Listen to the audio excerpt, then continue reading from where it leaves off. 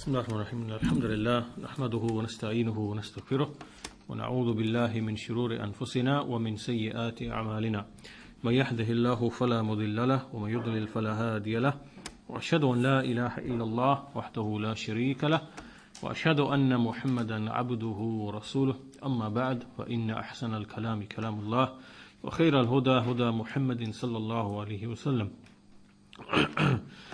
وإن شر الأمور محدثاتها وكل محدثة بدعة وكل بدعة ضلالة وكل ضلالة في النار. So in the last lesson that we had, we looked at the statement of Imam al-Tahaawiyyah rahimahullah regarding belief in the angels which are the scribes. وَنُؤْمِنُ بِالْكِرَامِ الْكَاتِبِينَ فَإِنَّ اللَّهَ قَدْ جَعَلَهُمْ عَلَيْنَا حَافِظِينَ. We believe in those noble angels which write, which are the scribes, for indeed Allah has made them as hafidhin, meaning those who preserve and record that which we do. So we looked at, in the previous lesson, we looked at the commentary of Sheikh Salih al-Fawzan and Sheikh Zayd al-Madkhali. So we're going to complete the discussion today, inshallah ta'ala, from the commentary of Sheikh Salih al-Sheikh. And so he says, we believe, وَنُؤْمِنُ, meaning نُصَدِّقُ وَنَعْتَقِدُ, meaning that we affirm our belief in, and we believe with i'tiqad in the presence of these angels, these noble angels, just like Allah subhanahu wa ta'ala has informed us about them. And these are angels that Allah has ennobled. He has given them honor and a position, and with different types of takreem, with different types of honoring. They are appointed to stay by the son of Adam, to write his actions, and everything that emanates from him, of speech or action. So these are the angels that are with us. They are called the writing angels, al-kataba, meaning those who write. And Allah subhanahu wa ta'ala has informed us about them, as has the Prophet sallallahu alaihi wasallam. So we believe in them, we have our faith in them. Now these angels which are mentioned here, this is a branch of the angels in general, because from the pillars of Iman is to believe in the angels. This is a generalized belief. And so these specific angels that At-Tahaawiyyah here has mentioned specifically, this is a fara'. It is a branch of the belief in angels in general. It follows on from the pillar of belief in the angels. Now, earlier in these lessons, we explained in the very early lessons that when we look at each of the pillars of Iman, belief in Allah, belief in the angels, the books, the messengers, there's a basic element of belief. There's the basic amount of belief which a person must have in order for that belief in that pillar to be valid. Right? There's a basic amount of belief. And there are two levels to it. First of all, a person must have a general belief. This is a general belief. So for example, we believe that the angels exist. There are creatures known as angels, they exist. And that Allah subhanahu wa ta'ala has given them certain tasks and functions, and from them are those that bring revelation. Jibreel alayhi salam, for example. So there's a basic element of belief that a person must have in order for his belief in the angels to be valid. And then after this, a person has what we call an iman which is mutlaq. It's something that's open and unrestricted. So for example, we might not know everything that has come in the Sunnah about the angels. There might be many things that we don't know about the angels, but we know that there are details and there's information about them in the Sunnah. So what we say is that we believe in everything that we've been informed about, whether we know it or not. But everything that exists in the Sunnah, we believe in all of that, even if we don't actually know it at this point in time. So this now encompasses the entire belief in everything to do with the angels, but in a general sense, in a non-specific, in a general sense. And then, so the point being that it's not a condition that a person believe in every single detail to do with the angels for his belief in the angels to be valid. Right? Because some people might not know, they're new to Islam. They might not know, for example, that there are angels which record your deeds. They might not know that. So it's not a condition of their faith that they have to know that there are angels which write the deeds. It's not a condition. Rather, they have to have a generalized belief. But as and when information comes to them, so when they are mentioned, hadith are mentioned to them, verses are mentioned to them, and it comes to them, and in this case, then they must affirm their faith because now specific evidence has come to them. And so this is the belief in the angels, but that amount of belief by which a person's belief in the pillar itself is valid is basically that angels exist, that they worship Allah, that they've been given certain tasks and functions, and that they are not to be worshipped. They are slaves of Allah and they fulfill the commandments of Allah subhanahu wa ta'ala. This basic general amount of belief is something by which a person has achieved the pillar. Now after this is what we call, this is al-iman al-mujmal. Al-iman al-mujmal, the generalized belief. After this is al-iman al-mufassal. Al-iman al-mufassal. Whatever information comes to you in a hadith or an ayah, now it becomes wajib upon you to believe in that specific detail. So then the Shaykh goes on to mention just a point here about how At-Tahawi, in his speech, we see that there's no order necessarily. Normally it's customary when people, or when the scholars speak about belief, that they speak about Allah first, and then they speak about the angels, then the books, then the messengers, then the last day, then Al-Qadr. They have an order, and then whatever else follows on from that. But in some books we see, like we see in the book of At-Tahawi, there isn't necessarily any order, but as the thing comes to their mind, they put it in their book. So there isn't any structure or order to the actual contents. So for that reason we see that the issue of the angels has come, at this stage halfway in the book, and maybe there are things which are scattered around in different places. So this is just a note about the way and the style of writing the book. So now this brings us to the issues. This is just a brief commentary, brief note on the statement of At-Tahawi. Now there are issues. So the first issue is regarding this is that Allah subhanahu wa ta'ala, what is the proof for this in the Quran? Because this now is something which is tafsili. It's tafsili. We've gone past the general belief in the angels. We believe in them, they exist. But here, this thing here, it mentions that they are the scribes. They are the scribes. So this now is something additional to the iman, which is mujmal. The proof for this is in Surah Al-Infitar, the 81st surah. وَإِنَّ عَلَيْكُمْ لَحَافِظِينَ كِرَامًا كَاتِبِينَ يَعْلَمُونَ مَا تَفْعَلُونَ. That indeed appointed over you are hafidhin, guarders, those that watch. Kiraman katibin, noble scribes. Ya'lamuna ma taf'alun. They know that which you do. Here Allah subhanahu wa ta'ala, He described them with a number of descriptions, 3 or 4 descriptions.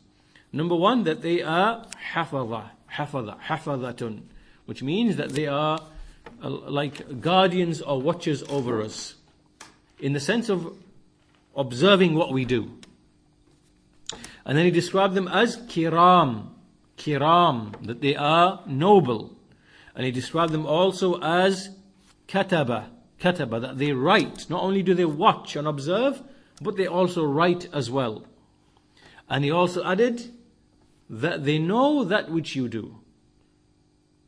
So here there are a number of different descriptions, 3 or 4 descriptions. They are hafadha, they are kataba, and ya'lamuna ma taf'alun, they know that which you do, and they are kiram, they have nobility.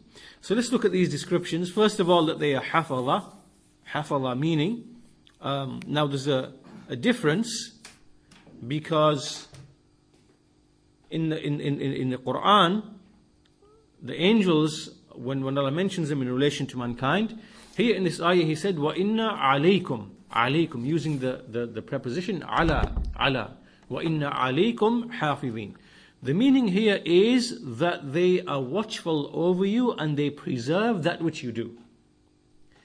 And then in another place, or in another sense, the particle, instead of ala, the particle li, with the lam, this can be used. This now means that they actually protect you. They protect you.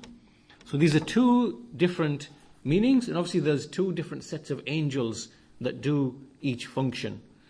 So here he said, وَإِنَّ عَلَيْكُمْ لَحَافِظِينَ. And so here these are the angels, are the ones who preserve and write and safeguard that which comes from the son of Adam, everything which emanates from him, whatever he does, whatever he says, and so on and so forth. And then the second description is that they write, kiraman katibin. So not only do they observe and be watchful over what the son of Adam does, they are also appointed to write it down. They are appointed to write it down. And this writing is in scrolls that are present with them. And we don't understand these scrolls, but they are true and real. Just like, we can't see the soul. We don't know what the soul is like. We can't see the angels, but they are there. And they write. And they write upon scrolls. We can't see those scrolls. We don't know what they're made of. But they are true and real scrolls. And so they write in these scrolls, they write the good deeds. An angel writes the good deeds, and an angel writes the evil deeds. So therefore the writing is divided into two. There is one scroll which has all of the good deeds, one scroll which has all of the evil deeds. So therefore there are two scrolls. There are two separate scrolls. And then the third description, يَعْلَمُونَ مَا تَفْعَلُونَ, and this is something that we want to elaborate upon in a bit more detail. The third description is that they know that which you do. They know that which everything you do, they know it. The angels know it. Now the question arises, what are the things that the angels know? What are the types of things that the angels know? First of all, what emanates from a man? What are the things that come from a man? Number one, in his heart there are certain actions. So if we look at all the things that come from a man, first of all, there are the actions of the heart. So he has feelings. He has a feeling of love, fear, hope, reliance, dislike, hatred, jealousy, compassion, and all these are all feelings in the heart. No one can see them, but they are feelings in the heart. They are actions. They are the actions of the heart. So this is one thing that emanates from the son of Adam. The second thing is what comes from his tongue, whatever he speaks, and this would include the physical movement of the tongue in actual speech, but also sometimes when a person is thinking about what he is going to speak. Because remember, the tongue makes the speech, the tongue expresses the meanings, that a person wants to express. And sometimes a person might want to say something, but the tongue hasn't moved yet. The tongue hasn't moved yet. So, this includes the tongue when it moves, and likewise that which causes the tongue to move. Right? Because remember, it's not the tongue speaks and expresses the words, but there's something behind the tongue from where the meanings and the words come. Right? So all of that emanates from a person. And then the third thing is whatever he does, obviously, with the limbs, with the hands. So which are the limbs? The limbs are the hands and the feet and the private parts and the tongue. These are the limbs by which a person acts. His hands, and likewise obviously his eyes and his ears and his nose, those things with which he performs actions. All of these are his organs and his limbs, and they act. So all of this is known by the angels. All of this is known by the angels. And the question now is is all of this written down? Is all of this written down? And that which is apparent from the Quran and from the verse, from this verse that we looked at in Surah Al-Infitar, that all of this is actually written down. We see in Surah Qaf, the 50th surah, in which Allah subhanahu wa ta'ala, He says, مَا يَلْفِظُ مِنْ قَوْلٍ إِلَّا لَدَيْهِ رَقِيبٌ عَتِيدٌ, that never does he utter a word, a statement, except that by him is a scribe, a watchful scribe, ready to write, poised to write. And so, as soon as he expresses something, the angel will write. Now this verse in Surah Qaf is speaking specifically about speech. This verse is about speech. But the ayah in Surah Al-Infitar is more general. It covers all of the three types of things that we mentioned earlier. The actions of the heart, the statements of the tongue, and the actions of the limbs. It writes all of these things together. And likewise, when we look at the actions of the heart, there are certain actions of the heart which are obligatory. Like for example, there are outward actions which are wajib. The prayer, for example. The zakah, for example. Hajj, for example. So these are obviously things which are written down. But likewise, there are actions of the heart which are also obligatory. To have ikhlas, to be sincere, is something which is wajib. It is something which is wajib. To be, pure in one's intention, in the niyyah, is wajib. To have tawakkul upon Allah is wajib. To have hope in Allah is wajib. To fear Allah, to love Allah and His Messenger is wajib. All of these are actions which are wajib. And so obviously if they are wajib and a person is accountable for them, then they have to be recorded. They have to be recorded, and so therefore, in fact they are from the greatest of actions, the greatest of the obligatory deeds. So these affairs are written down. Whatever feeling you have, emotion, whatever takes place in the heart, these affairs are written down.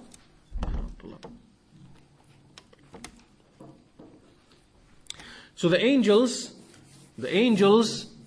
they write down not only the deeds, not only the actions, they write down the statements, they also write down the actions of the heart.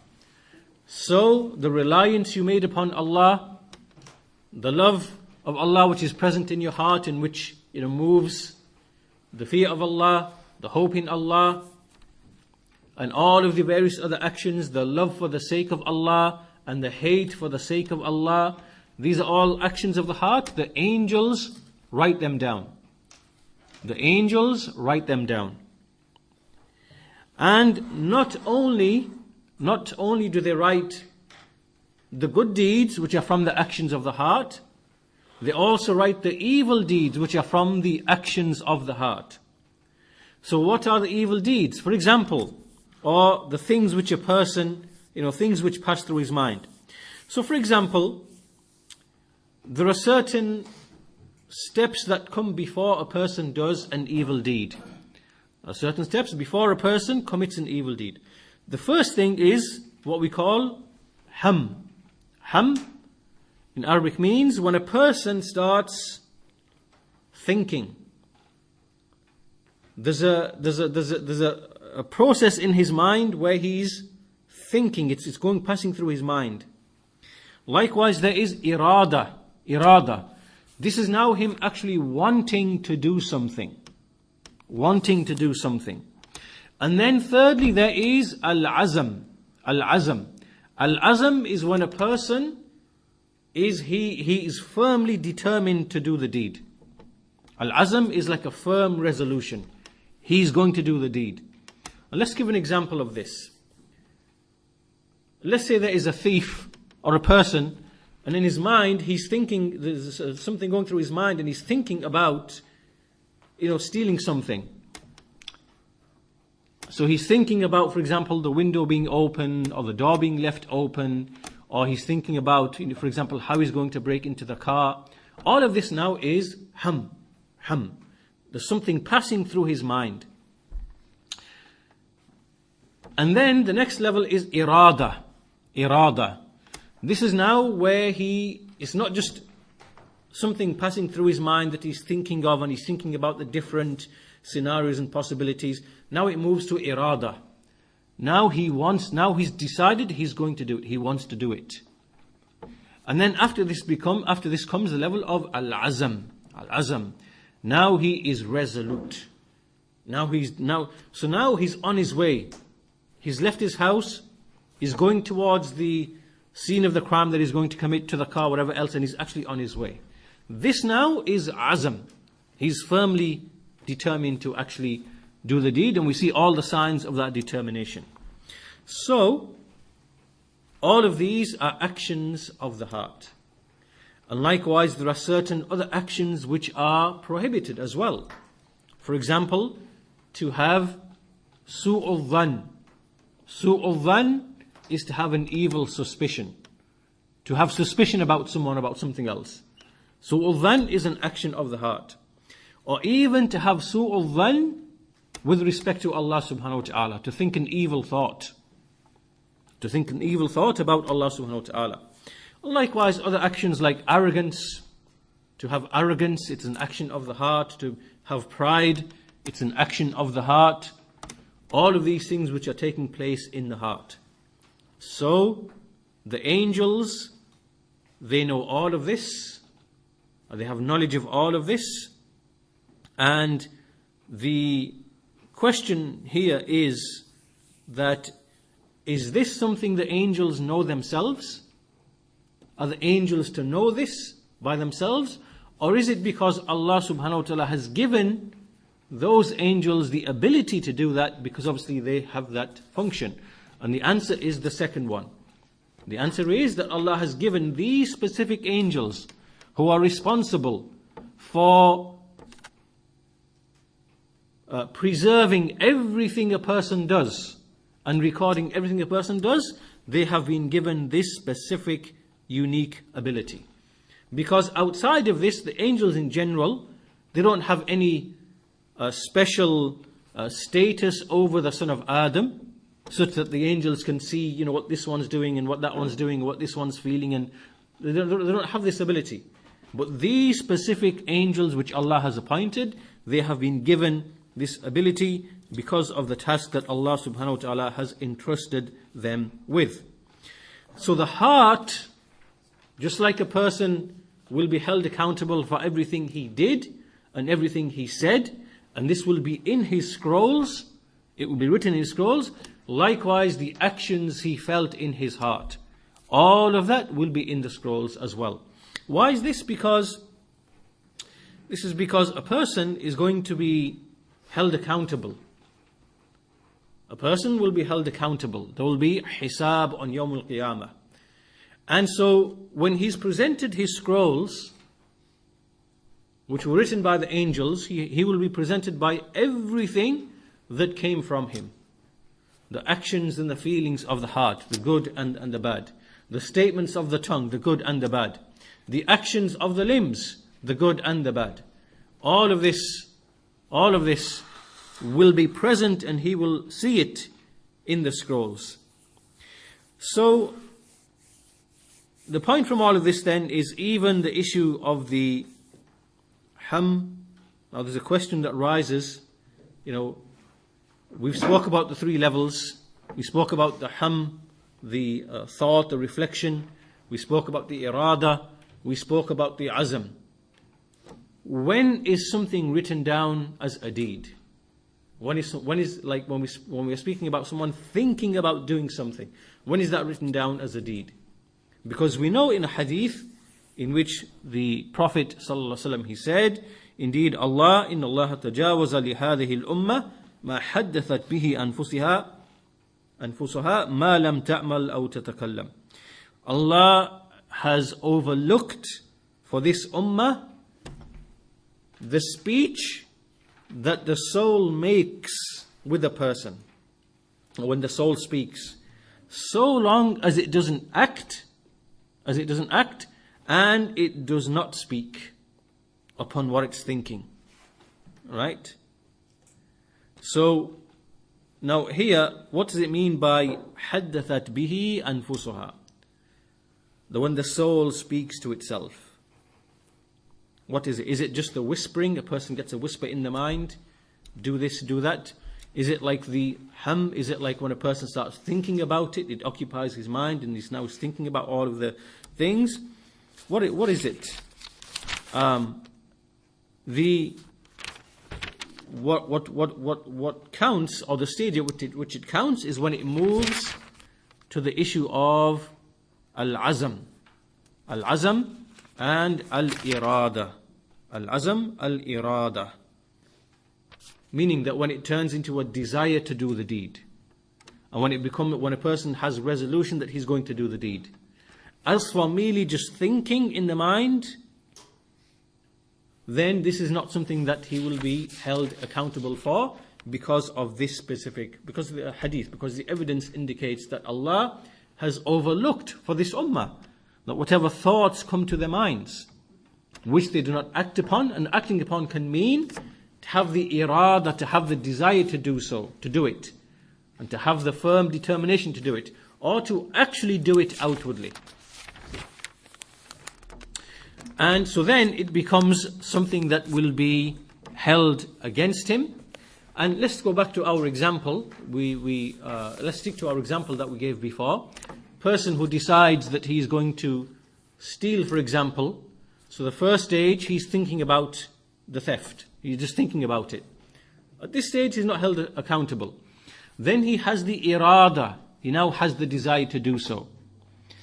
And then he has the determination to do so. He goes out and, for example, he might, have an item that he's going to throw into the car, onto the car window. He might have a ladder that he's going, he's got the ladder in his, in his arms and he's walking towards the place. Now he's firmly determined to do the deed. And it might be the case that he doesn't get to do the deed. Maybe, there's some people present and so therefore he doesn't do it. But he was determined to do the deed. Something stopped him from doing the deed. Never at one stage did he think, I'm going to fear Allah and I'm not going to do the deed. He had azam and determination all the way through, and he was prevented because of qadar Allah. Right? He has earned an evil deed because of that. And that is written down as an evil deed. Unless he stops and says, Astaghfirullah, this is evil, and his heart, now the azam and the irada, now it changes. Here now, this now is something that obviously he's repented and he's turned back from that. So, this is how the scholars explain the issue. And in fact, some of the scholars say as well, that with respect to certain places which have a special status, like for example, Medina, and anyone who even thinks about doing an evil deed, that may be taken against him. Right? Because of the place that a person is in. A person is in the haram. Now, how is he going to be thinking of doing a certain deed? It comes, So even that is something that might be taken against him in the view of some of the scholars. So therefore, from this we conclude that the statement of Allah subhanahu wa ta'ala, يَعْلَمُونَ مَا تَفْعَلُونَ يَعْلَمُونَ مَا تَفْعَلُونَ, He knows, or they know, that which you do. This is general, and it includes everything which comes from the son of Adam, with one exception, which is in that hadith, that when a person is merely thinking and having with respect to an evil deed. Now, what is the benefit of all of this? Of course, once we know this and once we understand all of this, this makes a person to inherit fear. A person becomes fearful. He's fearful of the movements he makes, what passes through his heart, what comes from his limbs, what is expressed with his tongue. This becomes a great issue to him now. And likewise, the issue of istighfar, asking Allah for forgiveness. We see that the Prophet ﷺ he used to sit in a single sitting and seek forgiveness from Allah subhanahu wa ta'ala 100 times. And make tawbah to Allah, istighfar and tawbah 100 times. Why? Because of the greatness of this issue. The greatness of what the son of Adam, what he does. And the fact that the angels write. And so if this is the case for the Prophet ﷺ, then what about the likes of us? It is even greater and greater and greater, multiple times more. And a person is much more in need of istighfar and tawbah and inabah. All of these things turning to Allah subhanahu wa ta'ala. So this is the first point. The first issue here is, what do the angels write from the actions of the son of Adam? The second issue is that these angels, we mentioned two things, al-hafadha and al-kataba. Al-hafadha and al-kataba. Al-hafadha and al-kataba. Al-kataba we've discussed, they're the ones that write. But there are also those who are known as al-hafadha. There are two functions. One is writing. One is in the sense of protecting. One is in the sense of protecting. And some of the scholars, they say that there are two which write. They're on the left and on the right. So they write the deeds of the son of Adam. And then there is an angel in the front, an angel behind, and they are the ones that do the protecting. They keep harm away from the son of Adam. So this is what many of the scholars say, and you find this written in many of the explanations. And the Shaykh says that this explanation, that there are 4 angels, 2 that write, 2 that protect, is something that requires evaluation, because there are evidences that indicate otherwise. And so he says that those angels which obviously write and watch and observe what he does, then it's clear that they are 2 in number. We've established that already, and this is clear. But there are other angels which actually protect the son of Adam, and they are mentioned in another verse in the Quran, in Surah Al-Ra'd, Surah 13, verse number 11. In this ayah, Allah subhanahu wa ta'ala, He says, لَهُ مُعَقِّبَاتٌ مِّن بَيْنِ يَدَيْهِ وَمِنْ خَلْفِهِ يَحْفَظُونَهُ مِنْ أَمْرِ اللَّهِ. That they have a succession of angels in front of them, or in front of him and behind him. And they protect him by the command of Allah. They protect him by the command of Allah. Now, the explanation of this verse is, first of all, the angels are commanded to protect a servant by the command of Allah. So, in other words, so long as Allah wants a servant to remain alive, those angels will protect that servant from meeting death. Then at the point at which Allah has decreed death upon that individual, obviously the angels now have been they are not under the command of Allah. That command now has ceased.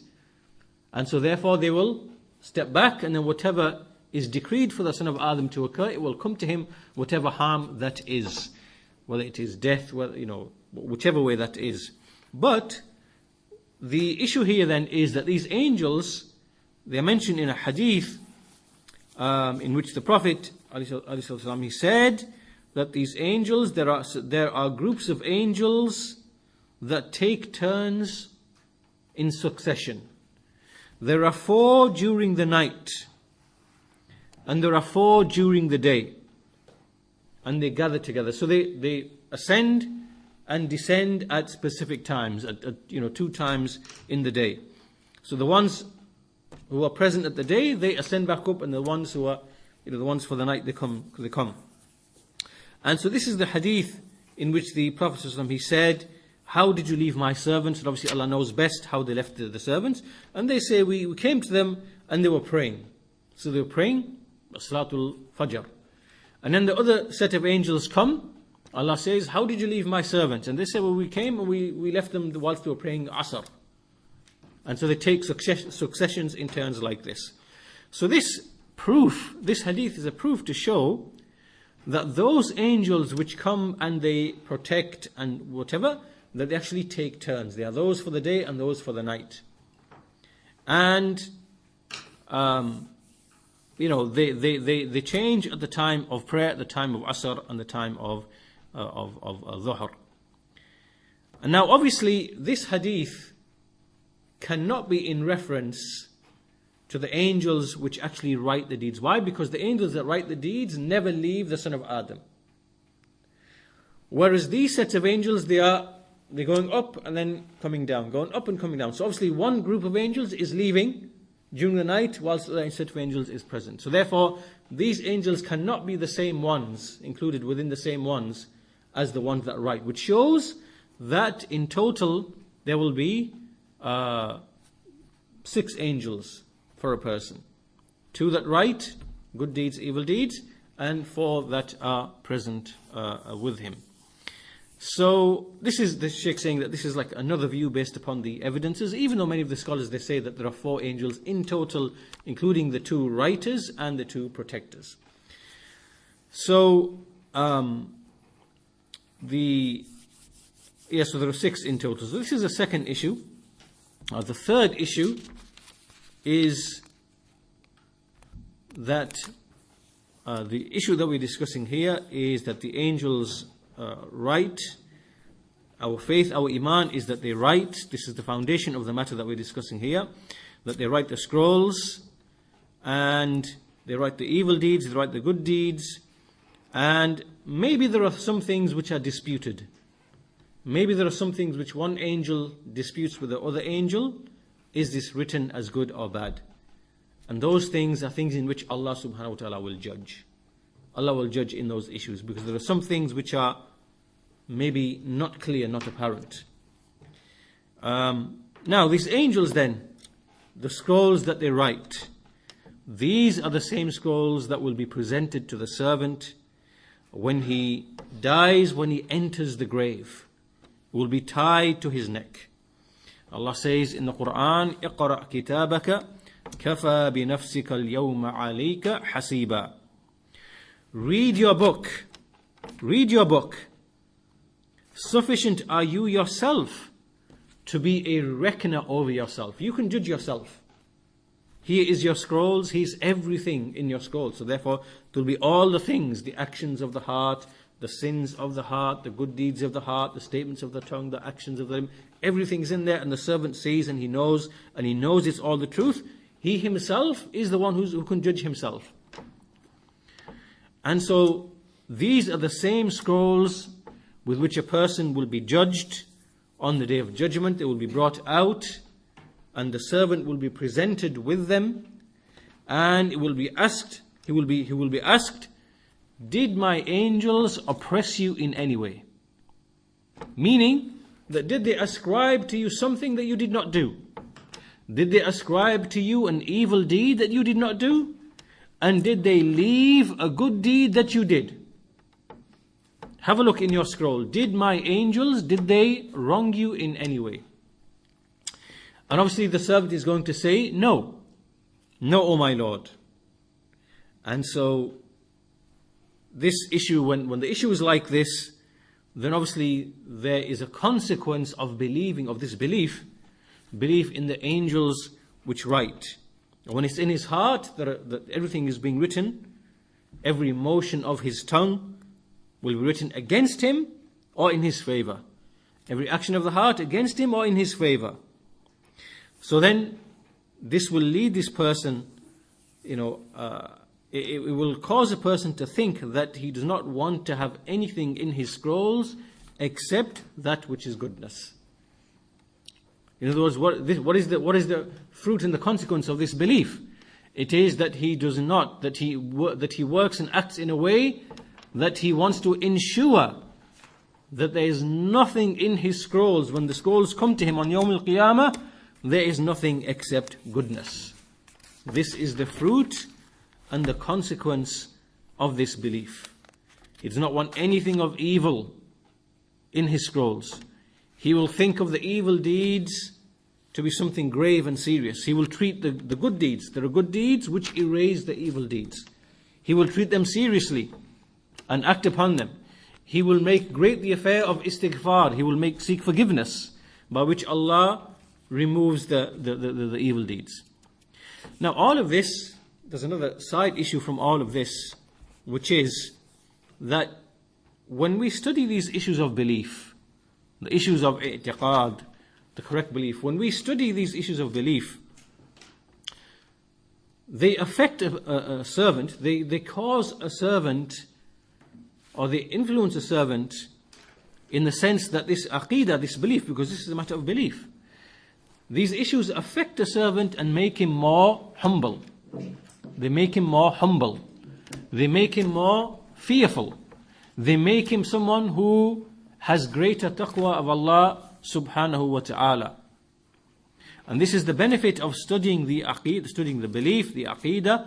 And we find that such people who study the aqeedah in this way, they are more humble to Allah subhanahu wa ta'ala, because they have knowledge of the things that cannot be seen. They actually believe in these things, that they are true and they are real.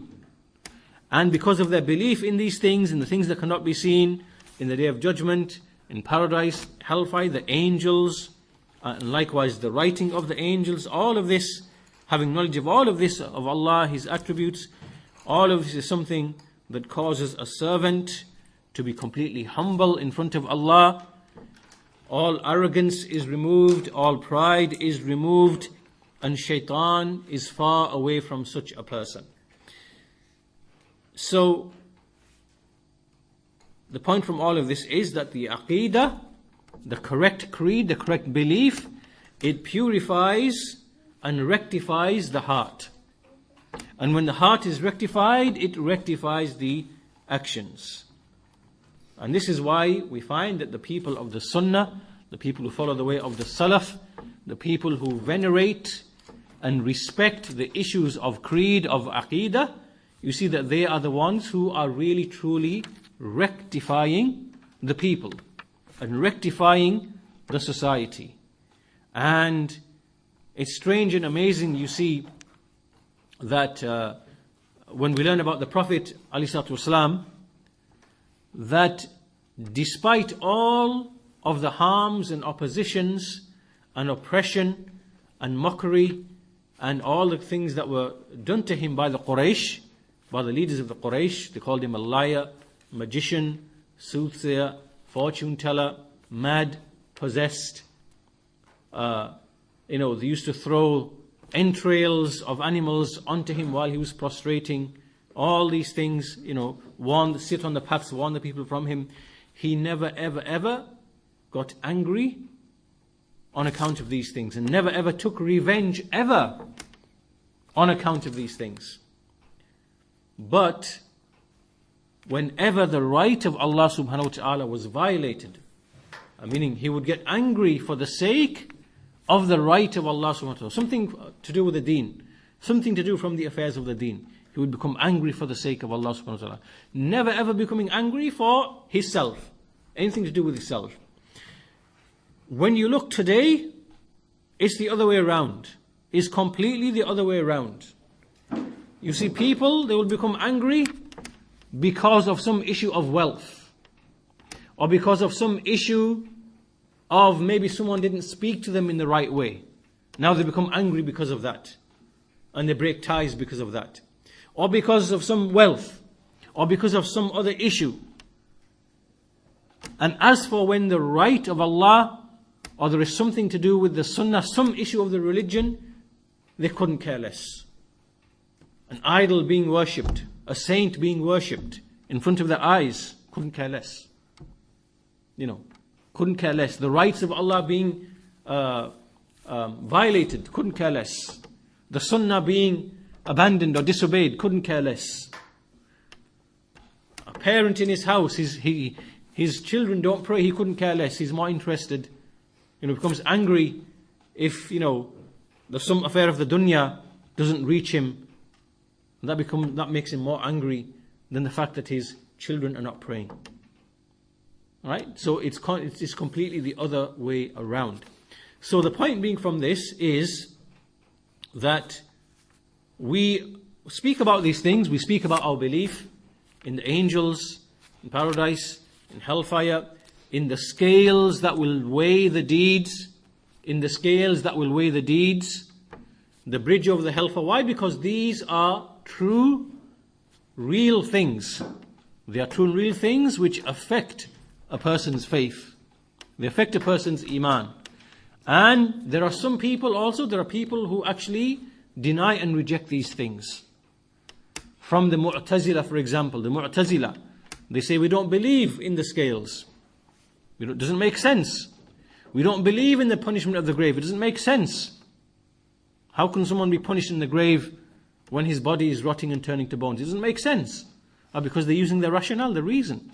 The soul is the foundation in the barzakh. And the body is the foundation in the life of this world. In the life of this world, the body is the foundation. The body is the one that experiences the pain first, and then the soul feels it as a consequence. And then, in the barzakh, in the grave, it's the other way around. The soul is the asl, the foundation. The soul is that which is punished, and the body feels it as a consequence. And then on Yawmul Qiyamah, both the soul and the body will be combined, and what they feel and perceive will be complete and perfect. Meaning that they will feel and perceive things, pleasure and pain, in the most perfect and complete way, which wasn't present in the barzakh, nor was it present in the life of this world. Meaning it will be amplified. Right? So in other words, the Mu'tazila, they say, we can't understand how a person can be punished in the grave. Because they're using their rationale, the reason. And they deny the bridge over the hellfire, they deny all these things they deny and say that these are not real, they're just metaphors and allegories. And likewise with the angels and the jinn and so on and so forth. Now, so when we speak about these issues of belief, we are speaking about issues that are true and real, and they affect a person's faith. And they affect a person's faith in the way that we have mentioned, in that they make a person fearful. They make his iman to increase. They make him have taqwa. This is how a person is affected in this way. Now, as for the people of Kalam, as for Ahlul Kalam, when you look at these people and when they study these issues, they do not study them in the same way as the people of the Sunnah study these issues. To them, when they study these issues, these are just academic issues. They are things that you discuss from a theoretical point of view. You just discuss them, and it's not something that really truly affects you and your faith. They believe in things not because the Quran and the Sunnah has brought information about these things. They believe in them because their reason and rationale has proven these things to them. Right? So for example, why is Allah hearing and seeing and speaking? Why? It's because our reason proved to us that Allah is like this. Resurrection, our evidence of reason, we've got a rational proof that resurrection is going to take place. Not that Allah informed us about it. Right? What counts is the fact that we have proven it by way of rationale and reason. Right? So these people, when they study these issues of belief, of resurrection, paradise, hellfire, Allah's names, Allah's attributes, these are all things which to them are rational things. They are things that we can prove rationally. They're not studying these things from the point of view of, Allah informed us about them and they affect a person's iman in a real and true way. And that is the difference between those who are affected by the approach of kalam, ilmul kalam, and the approach of those who turn to the book and the sunnah and make that the foundation of their knowledge. And the Shaykh mentions here a point that for that reason you'll find that those whose hearts are the softest are the people of the sunnah, and the most humblest, they are the people of the sunnah. And those people who have hard hearts and the lack of worship and lack of humility, and they have arrogance with them, are generally the people who are the people of kalam and falsafa and, philosophy, these types of people. So after this brings us to the end of the statement of At-Tahawi rahimahullahu ta'ala, and so we'll conclude our lesson there today, and we'll continue in the next lesson insha'Allah ta'ala with the next statement, which is belief in the angel of death. وَنُؤْمِنُ بِمَلَكِ الْمَوْتِ الْمُوَكَّلِ بِقَبْضِ أَرْوَاحِ الْعَالَمِينَ. We believe in the angel of death, which is appointed to grab or to take the souls of the creatures. So with that we conclude our lesson today. Walhamdulillahi Rabbil Alameen. Wa sallallahu ala nabiyyina Muhammad wa ala alihi wa sahbihi ajma'een.